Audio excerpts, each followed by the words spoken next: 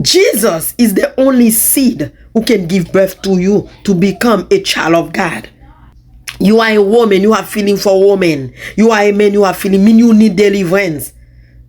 I don't care how many people follow you. I don't care how big is your ministry.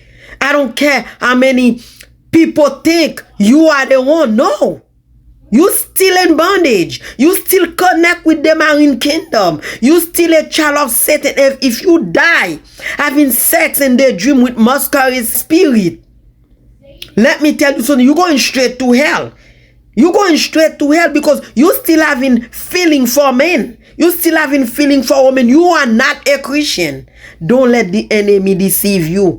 Frank Harvey ministry and Tampa, Christopher OG ministry, they can even deliver you in Zoom, disconnect you with the marine kingdom.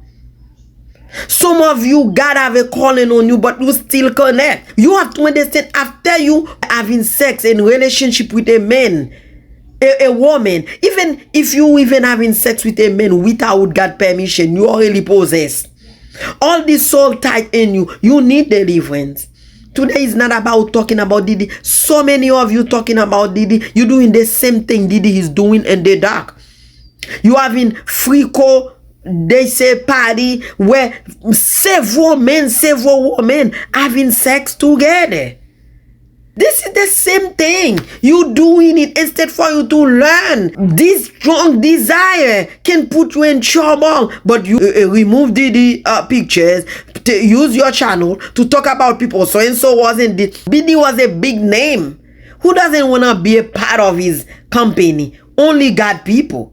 I know celebrity who were a part of his company because it was good for their brand. It was good for TV. It was good for advertisement. They embrace his legacy. Today is not about everybody need to repent. Understand where you fall. See where you fall. Some of you were pastors. You fell in sin. You step out. Testimony is for Jesus.